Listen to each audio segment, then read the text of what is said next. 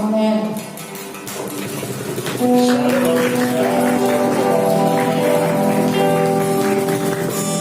Bagaimana kabarnya hari ini?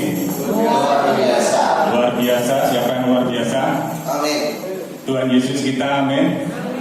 Mari kita bangkit berdiri. Kita akan memuji Tuhan kita, Yesus Kristus.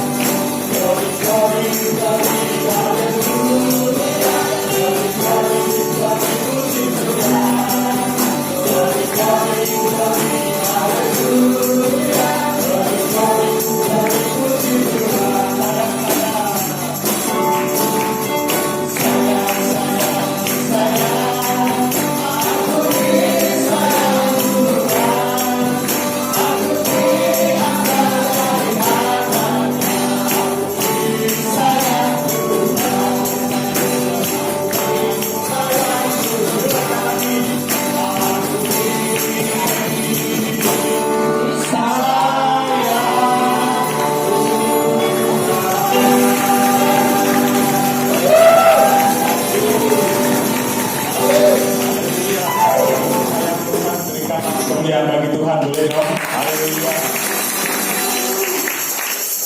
Silakan ibu bapak ibu saudara, kita akan masuk lebih dalam lagi dalam hadirat Tuhan.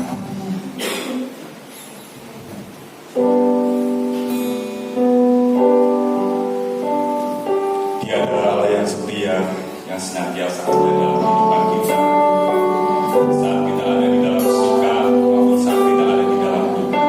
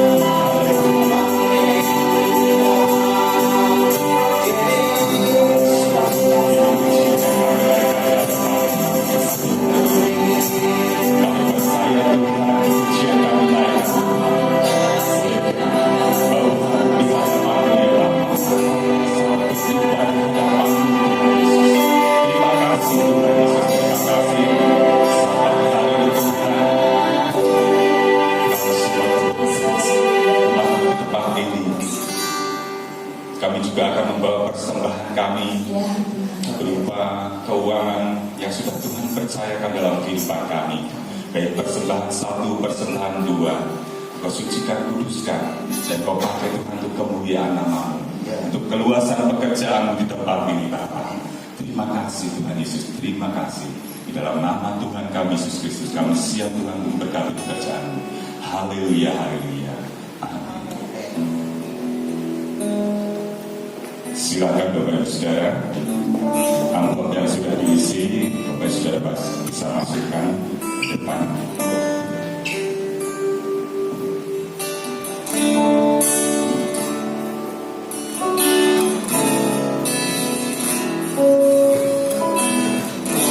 Sebentar kita juga siap untuk menerima kebenaran firman Tuhan pada pagi hari ini.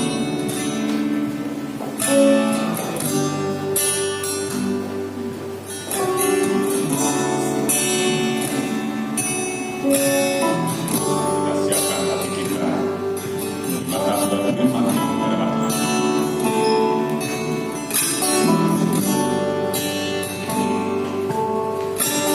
Sungguh besar setiamu, Kau nyatakan bagiku.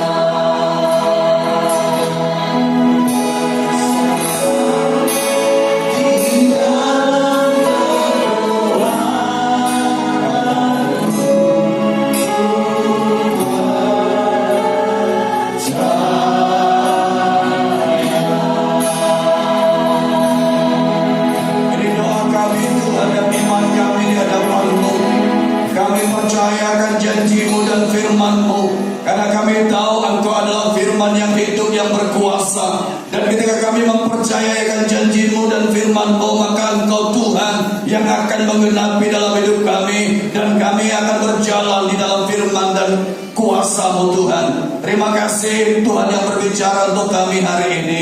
Tuhan, sampaikan inisiatif-Mu, sampaikan perkataan-Mu, sampaikan apa yang dikehendak-Mu bagi kami dan bagi umat-Mu Tuhan. Kami percaya, kami tidak takut karena kami punya Tuhan yang hidup, kami punya Tuhan yang berkuasa. Karena itu Tuhan, kami terus hidup dan meyakini akan janji-Mu dan firman-Mu. Terima kasih Bapa, bicaralah, sampaikan akan firman-Mu, akan inisiatif-Mu Tuhan. Yang sakit Tuhan sembuhkan, dan yang lemah Tuhan kuatkan hari ini. Yang tidak punya pengharapan, yang datang Tuhan berikan pengharapan. Karena kami punya Tuhan yang memberikan kepada kami pengharapan yang pasti. Terima kasih Bapa. Di dalam nama Yesus Kristus Tuhan, urapi hamba-Mu dan lindungi di dalam salib-Mu Tuhan. Apa tidak ada apa-apanya, tetapi Tuhan yang akan berbicara dan memakai bibir mulut hamba. Terima kasih, dalam nama Yesus berdoa. Haleluya. Amin, amin, amin. Puji Tuhan. Shalom Bapak Ibu Saudara. Bagaimana kabarnya hari ini?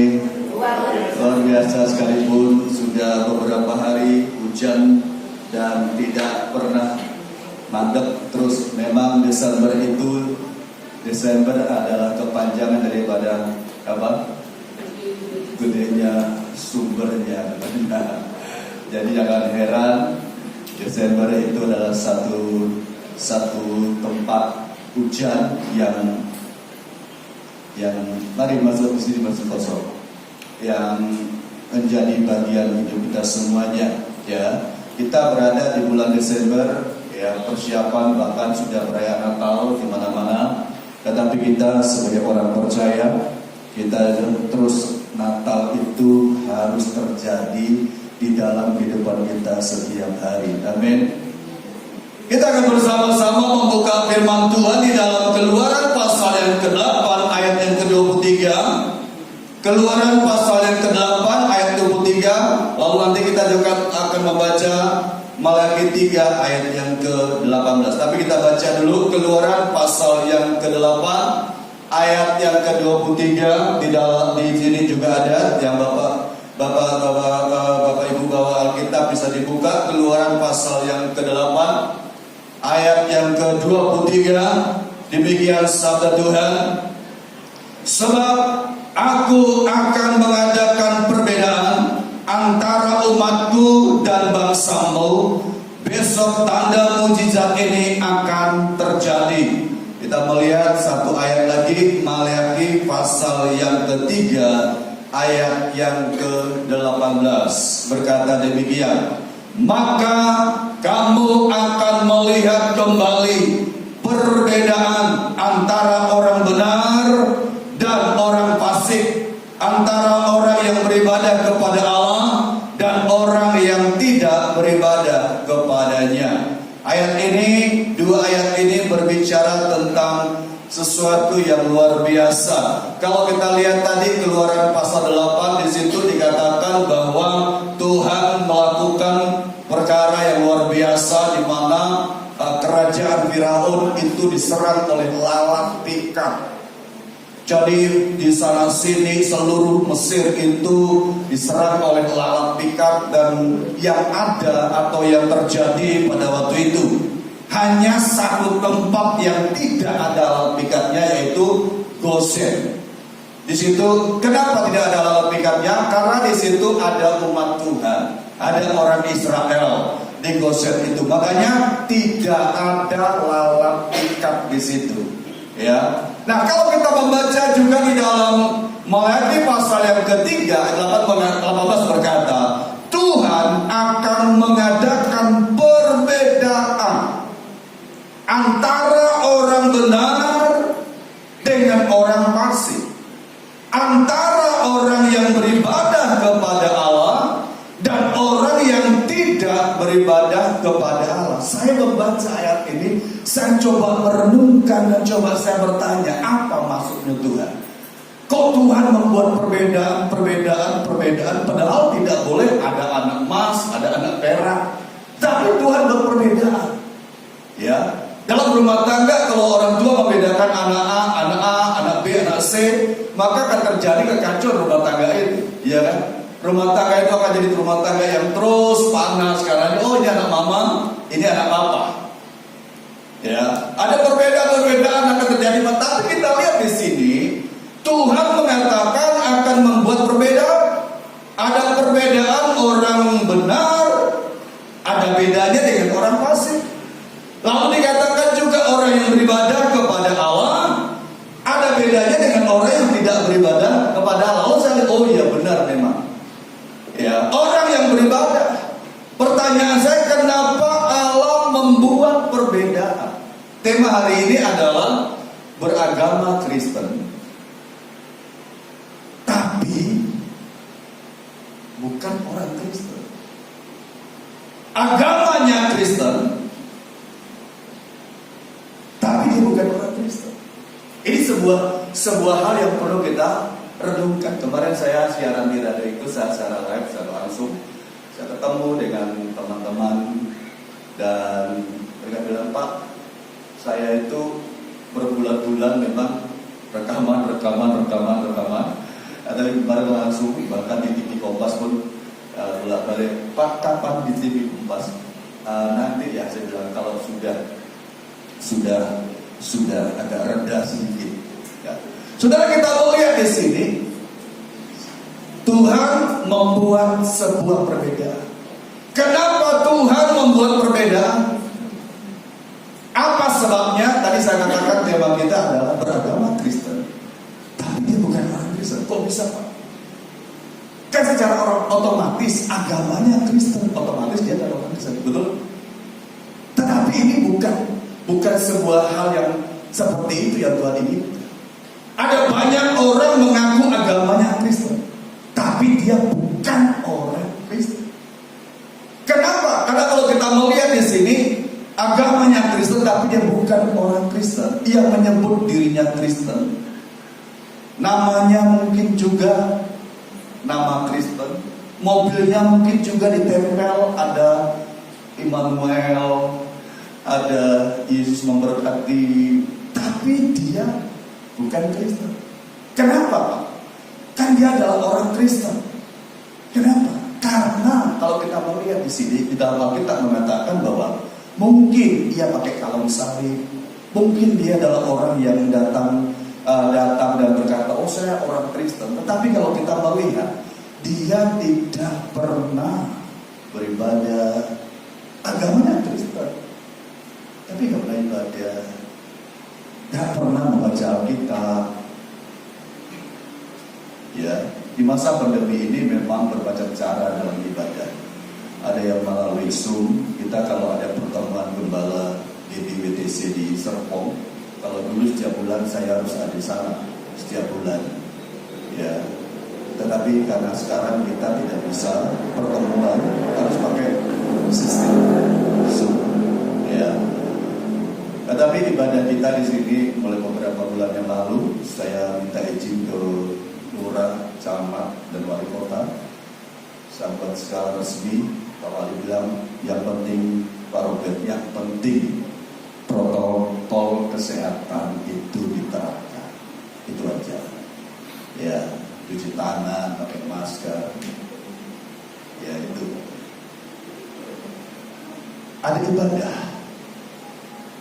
Saya merasa beberapa bulan nggak ibadah pada waktu itu, bulan-bulan Maret. Terjadi satu kekosongan. Biasanya ada ibadah, biasanya ada konser, tapi nggak ada. Karena memang situasi. Tetapi ini berbeda. Ada orang mengaku dirinya adalah orang Kristen, tetapi dia bukan orang Kristen. Kenapa? Karena dia tidak pernah beribadah, nggak pernah baca Alkitab, dan juga dia tidak pernah hidup sesuai dengan firman Allah. Hidupnya bertentangan dengan firman Tuhan. Ya, ini yang menjadi satu hal yang luar biasa, perbedaan. Hidup bertentangan. Hidup dalam kemabukan, hidup di dalam suci dan lain sebagainya. Agamanya Kristen, tapi bukan orang Kristen. Ketika mati, minta secara Kristen. Hanya beragama Kristen, tapi dia bukan orang Kristen. Karena itu Tuhan membedakan. Ini orang fasik, ini orang benar. Ini orang yang beribadah kepada Tuhan, ini orang yang tidak beribadah kepada Tuhan. Dalam Matius pasal 7, Matius pasal 7, ayat yang ke-15, Matius 7:15 berkata demikian, ada nabi-nabi palsu yang datang, jadi orang yang mengaku beragama Kristen. Ada nabi-nabi palsu yang datang, Matius 7:15, tetapi ia menyamar, ada penyamaran. Dia datang tapi menyamar. Menyamar seperti domba, tetapi sesungguhnya mereka adalah serigala yang buas. Oh. Mereka datang, mereka adalah orang beragama, tetapi ada penyamaran di dalam diri.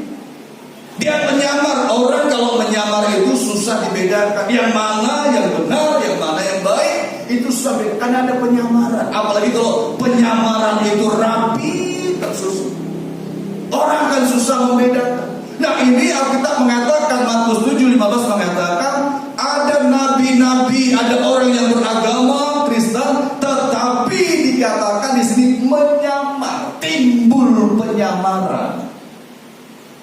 Kalau ada orang menyamar, ini sulit. Ya, sekarang kita pakai masker. Kalau ketemu dengan teman, kadang-kadang nggak tahu ini siapa ya. Kecuali dibuka masker, oh iya ya, saya gitu. Siapa ya? Lihat dulu. Oh iya bapak ya.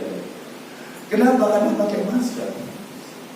Tapi penyamaran di sini di Yesus katakan, Matius 7:15. Orang-orang menyamar di sini adalah orang-orang yang berstatus beragama, karena nabi beragama. Kalau di sini Alkitab mengatakan beragama Kristen. Ada penyamaran. Kalau orang menyamar sulit dibedakan yang mana yang benar, mana yang tidak benar. Tetapi sebenarnya mereka adalah serigala yang buas.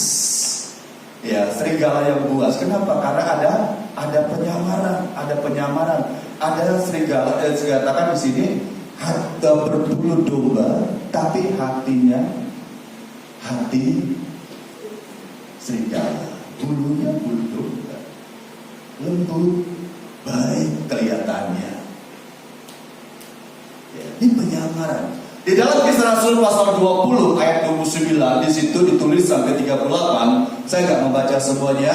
Kisah Rasul pasal 20 ayat 29 sampai dengan ayat 38. Paulus berkata kepada jemaat di Efesus. Paulus katakan seperti ini.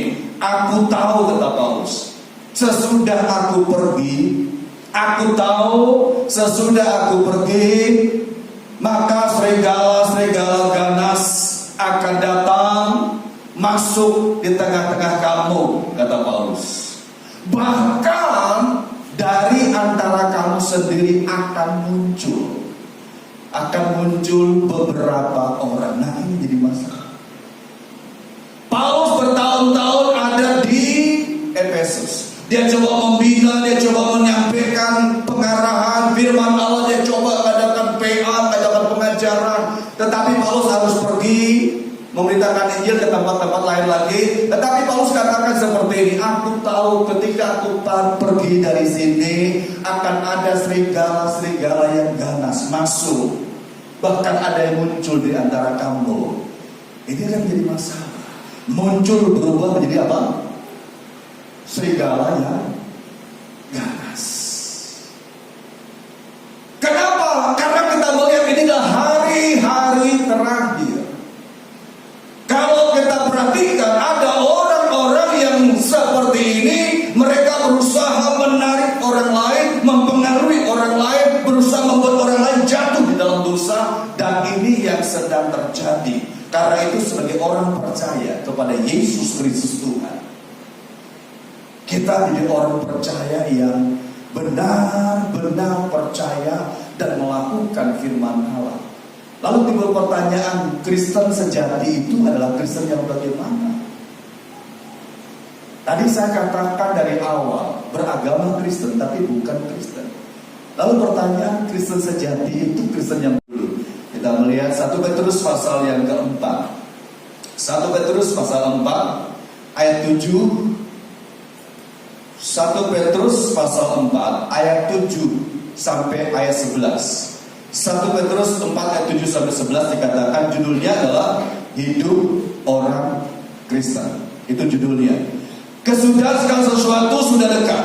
Karena itu kuasailah dirimu, jadilah tenang supaya kamu dapat berdoa. Ayat 8. Tetapi yang terutama kasihlah sungguh-sungguh seorang akan yang lain, sebab kasih menutupi banyak sekali dosa. Berilah tumpangan seorang akan yang lain dengan tidak bersungut-sungut. Layanilah seorang akan yang lain sesuai dengan karunia yang telah diperoleh tiap-tiap orang sebagai pengurus yang baik dari kasih karunia Allah. Jika ada yang berbicara, baiklah ia berbicara sebagai orang yang menyampaikan firman. Jika ada orang yang melayani, baiklah melakukannya dengan kekuatan yang dianugerahkan Allah, supaya Allah dimuliakan dalam segala sesuatu, karena Yesus Kristus ialah yang mempunyai kemuliaan, kuasa sampai selama-lamanya. Perhatikan di sini, Kristen sejati itu Kristen yang bagaimana? Kalau tadi kita melihat ada yang seperti serigala, yang menyamar, penyamaran susah dibedakan, yang mana Kristen, yang mana bukan Kristen. Susah dibedakan karena menyamar. Tetapi kita melihat di sini bagaimana Kristen sejati dalam ayat ini jelas sekali. Yang pertama dikatakan ada penguasaan diri. Ayat yang ke-7 tadi ya, ada penguasaan diri. Ini yang pertama, berarti ada dua roh dalam diri dia. Kuasilah di dirimu. Ada penguasaan diri. Situasi seperti ini, keadaan seperti yang kita hadapi kadang-kadang timbul tidak bisa menguasai diri. Tetapi itu dikatakan ada penguasaan diri. Yang kedua dikatakan ada ketenangan hidupnya. Jiwanya tenang. Kenapa tenang? Gak gelisah, gak kemerusuh, tapi ada ketenangan. Kenapa tenang? Karena ada firman dalam diri dia. Alkitab katakan hanya dekat Allah saja aku tenang. Ketika orang itu dekat dengan Tuhan, maka orang itu ada ketenangan dalam diri dia. Maka dikatakan Kristen sejati adalah ada ketenangan dalam dia. Yang berikutnya adalah mengasihi seorang akan yang lain. Ada kasih. Dia mengasihi seorang akan yang lain, bukan membenci, bukan mendengki. Ya. Kemarin ketemu dengan salah seorang, gak sebut namanya, tapi salah seorang. Saya itu kan biasa, ya kadang-kala mungkin dia juga lupa atau saya lupa. Dia minta tolong saya doakan. Pak Robert tolong doakan istri saya. Entah dia nyampaikan atau saya lupa atau bagaimana. Tiba-tiba jadi melihat saya itu kok seperti orang yang benar. Ketika ketemu, Pak Robert tahu gak? Ada apa Pak? Istri saya meninggal. Saya tahu, tapi katanya itu karena COVID Pak. Saya bilang, nah, karena itu saya gak berani ke sana. Dia bilang, saya kecewa dengan Bapak. Kenapa Pak? Saya minta tolong doakan, kok Bapak gak mau. Kapan Bapak ngomong? Saya tuh gak pernah. Kalau saya tahu, saya minta tolong, saya dimintai tolong, saya pasti datang. Apakah Bapak lupa atau saya yang lupa? Saya minta maaf. Tapi dia dengan nada yang tinggi. Saya minta maaf, saya minta maaf. Kalau saya salah, saya minta maaf. Tapi dia dengan nada yang tinggi. Ya, sudah. Oke lah Pak, terima kasih Tuhan memberkati. Penting saya minta maaf dari hati saya yang tulus. sini bahwa mengasihi orang satu dengan yang lain, kasih menutupi segala pelanggaran berdosa, tidak mempermalukan orang itu. Amin, menutupi. Terus dikatakan apa? Saling melayani. Berarti apa? Hidup tidak egois. Enak yang mana? Dilayani atau melayani? Enak yang bagaimana? Enak yang dilayani, betul. Tapi Tuhan membalik. Tuhan katakan saling melayani. Kalau kita saling melayani, Tuhan katakan di sini, maka inilah Kristen yang benar. Saling melayani satu dengan yang lain. Ada sebuah hal yang sangat penting di sini. Jadi kita tidak hidup untuk diri sendiri. Belajar untuk saling melayani. Amin. Apalagi di masa-masa pandemi ini, coba kita belajar untuk saling melayani. Minimal kita doakan dia. Saling melayani, karena kita nggak mungkin mengunjungi. Ya, saya melihat beberapa jemaat yang baru, saya juga belum pernah mengunjungi, karena memang beberapa hal saya juga perhatikan. Ya, karena untuk kota Semarang ini COVID memang untuk hari-hari ini naik. Ya, kalau Kelurahan Kembangaru naik, kenapa? Karena memang tempat penampungan di sini, di rumah dinas wali kota. Ya, penampungan semakin banyak di situ. Ada dosen anak saya, bekas dosen anak saya, di situ Pak Harto, terus ada di situ ya. Dan saya bilang, wah Bapak hebat ya, terus memberikan edukasi, ya terus membimbing bersama dengan teman-teman yang lain. Karena memang banyak. Nah, kita lihat di sini saling melayani. Bahkan kalau kita perhatikan ayat berikut, ayat 11 mengatakan, ketika kita berkata-kata, Kristen yang benar, ketika ia berkata-kata, menyampaikan kata-katanya, itu kan dia seperti orang sedang menyampaikan apa? Firman, ayat 11. Artinya ketika dia menyampaikan kata-kata itu nggak kosong. Kata-katanya itu nggak kata-kata yang itu nggak ada isinya, atau kata-kata yang merendahkan orang lain, atau kata-kata yang menghina orang lain, enggak. Tapi kata-kata seperti orang yang menyampaikan firman. Artinya ada berkat, ada kekuatan, ada penghiburan yang disampaikan dia. Ini Kristen yang sejati. Hidup orang Kristen yang seperti ini. Ya, seperti ini. Mulut kita ini memang, mulut kita ini baik, bisa ngomong apa saja, betul? Tapi bukan berarti apa saja bisa diomongi oleh mulut ini, betul? Mulut kita ini memang bisa ngomong apa saja bisa keluar dari sini, tapi bukan berarti apa saja bisa boleh diomongi oleh mulut ini. Hanya mulut kita diciptakan oleh Tuhan untuk memuliakan nama Tuhan. Terus dikatakan tadi berikutnya adalah melayani dengan tulus.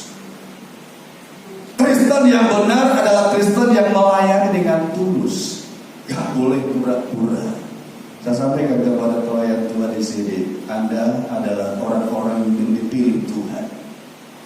Apapun dimanapun beda, mungkinnya sebagai bersih gereja, atau hidup di lampu, atau main tamborin, pun sekolah minggu, main musik, dimanapun posisi melayani, bidang wanita, bidang bapak-bapak, youth, dimanapun posisi kita melayani, layani dengan tulus hati. Amin. Kenapa? Karena kalau kita melayani dengan tulus hati, tidak ada kepura-puraan, tidak ada kemunafikan, maka pelayanan kita itu satu, berdampak di orang lain. Dua, Tuhan dipermuliakan. Tapi kalau kita melayani ada something, ada sesuatu, kita pura-pura melayani, maka pelayanan kita itu adalah pelayanan yang tidak tulus di hadapan Tuhan. Karena itu layani Tuhan dengan tulus hati. Amin. Ketika kita melayani dengan tulus hati, maka Tuhan akan memberkati pelayanan kita. Layani, lakukan. Ya, lakukan dengan segenap hati kita. Lakukan dengan segenap jiwa kita. Tulus hati. Ya, apapun yang kita lakukan, lakukanlah ya. Jangan sampai kita melakukan itu ada sesuatu yang tidak benar, karena itu bukanlah pelayanan kita yang menyukakan hati Tuhan, yang membuat hati Tuhan penuh dengan sukacita. Karena itu coba kita lakukan semuanya, kita kerjakan semuanya sehingga pelayanan kita berkenan kepada Tuhan. Saya melihat di dalam 1 Korintus pasal yang ke-6. 1 Korintus pasal yang ke-6. Ini ayatnya sering kita baca. 1 Korintus 6 ayat yang ke-19 dikatakan demikian. 1 Korintus pasal 6 ayat 19 berkata, atau tidak tahukah kamu bahwa tubuhmu adalah bait Roh Kudus yang diam di dalam kamu, Roh Kudus yang kamu peroleh dari Allah, dan bahwa kamu bukan milik kamu sendiri, sebab kamu telah dibeli dan harganya telah lunas dibayar. Karena itu muliakanlah Allah dengan apa? Tubuhmu. Kristen sejati adalah Kristen yang mengerti di ini. Kenapa? Tubuh kita itu adalah bait Allah, rumah Roh Kudus. Orang Kristen yang sejati mengerti. Bukan berarti dia sempurna Kristen. Saya masih belum sempurna karena kita masih pada di bumi ini. Tetapi kita tidak boleh terus melakukan hal-hal yang Tuhan benci. Kita ada di dalam kehendak Tuhan. Tubuh kita bait Allah, rumah Allah, tempat Roh Kudus berdiam. Ya, jangan kita kotori. Ya, jangan kita buat tempat dosa, tapi buat tempat Tuhan berdiam. Roma pasal 16. Roma 16 kita melihat di sini ayat yang ke-7. Roma pasal 16 ayat yang ke-7 dikatakan di sini. Saya membaca ayat ini. Roma 16 ayat yang ke-7. Alkitab berkata menulis, salam kepada Andronikus dan Yunias, saudara-saudaraku sebangsa yang pernah dipenjara bersama-sama dengan aku, yaitu orang-orang terpandang di antara rasul-rasul dan yang telah menjadi Kristen sebelum aku. Paulus katakan, sampaikan salam saya kepada Yunias, kepada Andronikus, karena mereka adalah orang-orang yang terpandang dan mereka sudah menjadi Kristen sebelum aku. Sebelum Paulus bertobat atau sebelum Paulus jadi Kristen, mereka sudah jadi Kristen. Kata Kristen di sini di dalam Roma 16 ayat 7 di sini diterjemahkan dalam bahasa Yunani. Itu kata Kristen. Diterjemahkan dalam bahasa Yunani. Bahasa Yunani itu ditulis seperti ini. En Christo itu dalam bahasa Yunani. Itu kata Kristen dalam Roma pasal 16 ayat ke-7. En Christo ini artinya di dalam Kristus. Sama dengan kalau kita lihat di dalam 2 Korintus pasal yang ke-12 ayat yang kedua itu sama. Di situ kata Kristen diterjemahkan dalam bahasa Yunani juga sama. En Christo itu artinya di dalam Kristus. Jadi boleh kita perhatikan atau boleh kita lihat di sini dikatakan Paulus berkata, kalau ayat tadi kita bisa baca secara sempurna, secara baik, atau dalam terjemahan bebas dikatakan, aku tahu tentang seseorang. Ya, Roma pasal yang ke-16 7 tadi, aku tahu tentang seseorang di dalam Kristus. Paulus katakan, aku ngerti, aku tahu tentang seseorang di dalam Kristus. Aku tahu tentang Paulus. Mereka adalah orang-orang terpandang. Mereka adalah orang-orang terhormat. Mereka adalah orang-orang yang baik. Andronikus, Yunias, aku ngerti, kata Paulus. Jadi kita lihat di sini bahwa agama Kristen itu adalah agama yang benar-benar di dalam diri dia ada Kristus. Karena dikatakan di dalam Kristus. Kristen yang benar-benar Kristen adalah Kristen yang ada di dalam Kristus. Itu Kristen. Kalau dia beragama Kristen, tapi dia tidak di dalam Kristus, agamanya Kristen, tapi dia tidak dalam Kristus, dia bukan orang Kristen. Boleh dia pakai kalung salib, aksesoris Kristen dia pakai, iya kan? Apalagi bulan Natal, pakai aksesoris pohon Natal, dia pakai. Mungkin maskernya sekarang ini ada masker Natal, boleh dipakai. Tapi apakah agamanya Kristen? Apakah dia Kristen? Apakah di dalam Kristus dia hanya beragama? Saya seringkali dalam diri saya berontak, protes, karena ada yang tidak tolong Pak, meninggal Pak. Nanti kami janji Pak mau ke gereja, minta Pak secara Kristen Pak. Saya tertawa. Tapi kadang-kadang berlutut, tolong Pak. Sebagai hamba Tuhan saya melihat, oke. Tapi ingat saya bilang, bukan Anda berjanji kepada saya manusia, tapi Anda berjanji kepada Tuhan. Kalau Tuhan yang nanti engkau ingkari, urusannya bukan dengan saya, urusan dengan Tuhan yang hidup. Betul? Iya Pak, benar, karena lagi butuh. Kalau orang lagi butuh, dia juga seperti itu. Tapi kita melihat di sini Kristen yang benar adalah Kristen di dalam diri dia ada Kristus. Dalam dia ada Yesus. Karena itu dalam Galatia 2 ayat yang ke-20 mengatakan, di situ jelas Paulus berkata Galatia 2:20 berkatakan apa? Kristus yang ada di dalam aku. Kalau Yesus Kristus ada di dalam kita, yang terjadi apa? Hidup kita sama gak?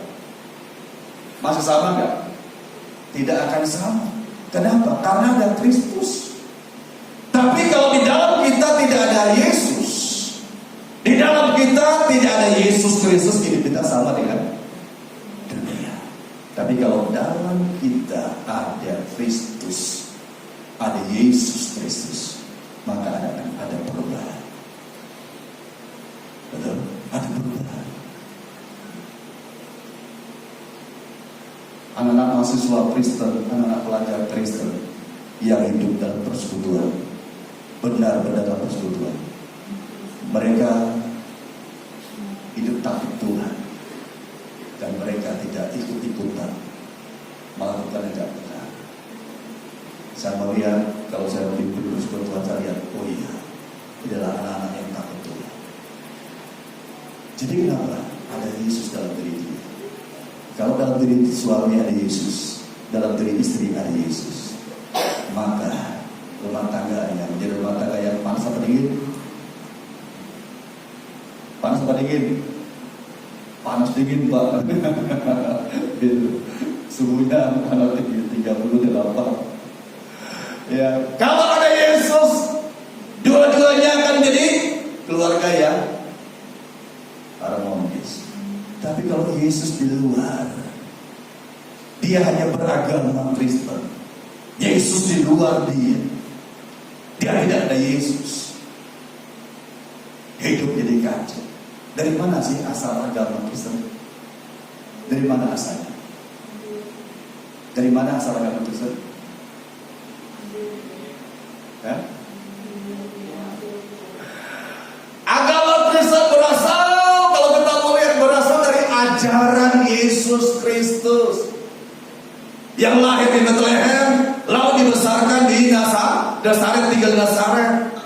Dari ajaran Yesus Kristus Tuhan, maka muncullah agama Kristen. Adapun di Antioquia itu adalah orang-orang yang percaya dalam pemberitaan Injil oleh para rasul-rasul, dan pada waktu itu di situ belum ada orang percaya. Ketika mereka mendengar berita Injil, mereka percaya dan mereka disebut orang Kristen. Tetapi ajaran agama Kristen atau agama Kristen itu berasal dari ajaran Kristus Yesus Tuhan. Apa arti Kristen itu? Apa arti Kristen? Kristen artinya apa? Harus tahu. Yang di bangsa mengerti. Kristen artinya apa? pengikut Kristus. Nah, tadi dari awal katakan, jangan kita berkata, oh saya agama Kristen, tapi kita nggak pernah ibadah. Diajak ke gereja ngamuk-ngamuk, diajak gereja lempar sandal. Agamanya agama Kristen. Kalau dia mengaku agama Kristen, dia mengaku dirinya Kristen, adalah dia mau menjadi pengikut Kristus. Karena Kristen itu artinya pengikut Kristus. Dalam bahasa Yunani-nya adalah Kristos. Dalam bahasa Ibrani-nya itu Masiah atau Mesias. Kristos artinya itu sama. Kalau Masiah atau Mesias dalam diterjemahkan dalam bahasa Indonesia adalah yang diurapi. Yang diurapi. Jadi yang diurapi. Karena itu kita melihat di sini itu Kristen. Lalu bagaimana kita mengalami terobosan jadi orang percaya? Bagaimana kita mengalami Kristus dalam hidup kita jadi sebagai orang percaya? Salah satu cara yang sangat simpel adalah tapi sulit dilakukan. Wahyu 3:20. Itu simpel tapi sulit dilakukan. Supaya kita mengalami terobosan, mengalami Yesus dalam diri kita. Wahyu 3:20 katakan apa? Lihat, aku berdiri di muka pintu dan mengetuk pintu itu. Artinya apa? Kalau kita ingin mengalami terobosan dalam hidup ini, mengalami Yesus dalam hidup ini, Wahyu 3:20 di situ jelas, buka hati kita. Amin. Untuk siapa? Untuk Yesus. Kemarin saya sore-sore duduk sambil bersih-bersih, dan karena mungkin ada bapak ibu yang ingin buat cincau. Saya punya daun cincau cukup banyak. Saya mau dipotong karena musim hujan cukup lebat. Nah, biasa ada bapak-bapak yang datang minta, yang jualan cincau di Serat Pos itu, minta beberapa karung, ambil. Beli pak, gak usah beli, ambil aja. Nah, kemarin saya duduk, terus ada satu kata-kata yang dengar dari Bu Eko. Kata-kata itu menarik telinga saya. Aku tresno kowe, bahasa Inggrisnya opo? Dalam bahasa, ini bahasa Yunani ya. Aku tresno kowe, bahasa Yunani. Aku cinta sama kamu. Itu bahasa Inggrisnya opo? Apa bahasa Inggrisnya? Nah, itu percakapan antara anak-anak muda, anak-anak remaja, anak-anak naik ke pra-remaja sama teman perempuannya. Aku cinta kamu itu bahasa Inggrisnya apa? Nah, kalau jawab dalam bahasa Inggrisnya kan, wah, itu seperti itu. Oh iya, benar juga. Nah, saudara, kita melihat di sini, gimana kita mengalami terobosan dalam hidup ini? Bukan hati kita. Izin gereja beragama Kristen, tapi buka hati kita dan biar Yesus masuk. Dan kalau Yesus masuk, dan disitulah kita akan melihat ada perubahan dalam diri kita. Kalau kita hanya beragama Kristen, kita tidak buka hati untuk Tuhan, berarti kita hanya sebatas, agama kita hanya sebatas lahiriah saja. Betul? Karena agama kita Kristen, berarti hanya sebatas lahiriah. Sebatas butuh mujizat, butuh pertolongan Tuhan. Seperti itu, butuh berkat Tuhan. Hanya sebatas lahiriah. Tapi kalau kita buka hati kita izinkan Yesus masuk, dan kita berkata, Tuhan, masuk dalam hati itu, bertahanlah, diamlah di sini. Jaga Tuhan saya. Karena itu tema Natal kita tahun ini, Yesus Kristus, Juru Selamat dunia. Kenapa? Kan itu biasa Pak. Itu tema sentral kita, Yesus Kristus, Juru Selamat dunia. Bukan hanya selamatin kita, tapi menyelamatkan dunia. Amin. Dia Juru Selamat. Kesempatan kita beritakan Injil. Orang-orang yang percaya Yesus Tuhan, memberi diri dibaptis. Orang-orang yang percaya Yesus Tuhan mengalami terobosan dalam diri dia. Dan kalau dia percaya dan dia lihat ada Yesus dalam diri dia, jangan takut beritakan. Bukan agama Kristen kita beritakan. Yang kita sampaikan adalah Yesus Mungkin di bulan-bulan ini telinga mereka atau telinga kita jadi panas karena bulan-bulan ini kita dapat banyak cercaan. Oh, tidak boleh ucapkan selamat Natal, haram. Kita mungkin dihina. Orang bilang gak boleh ucap selamat Natal. Bahkan kalau ada orang yang ucap selamat Natal dia bilang, wah ini orang kafir ini. Kata kafir selalu diarahkan ke orang Nasrani. Kata kafir selalu diarahkan ke orang Kristen. Kata kafir. Kalau kita tahu orang kafir itu. Kafir itu orang gak beragama. Kita bisa panas telinga kita dalam bulan ini. Tapi itulah ujiannya. Itulah yang membuat kita semakin kuat dalam Tuhan. Ya, itu yang membuat kita semakin luar biasa. Menantu saya di Cilegon, mereka sudah merayakan Natal. Tadi malam mereka berjalan dari dua cucu saya dari Cilegon ke tempat mbahnya di Wangkong. Sudah sampai di Wangkong, dari Wangkong ke Semarang. Ya, bisa lihat sesuatu yang luar biasa. Saya bilang, cok ngantuk. Jadi cucu saya yang pertama itu seringkali ganggu Mbak Utinya. Ganggu. Kalau saya jarang, yang sering video call adalah Mbak Utinya, jadi akhirnya sering ganggu. Nah, jadi di situ kita belajar. Buka hati kita, terima Yesus, izinkan Yesus bertata. Kalau di dalam diri kita ada Yesus, saya percaya dunia ini tadinya penuh dengan tidak benar, karena ada orang Kristen yang hidupnya ada Yesus dan beri dia menjadi dunia yang penuh berkat, dunia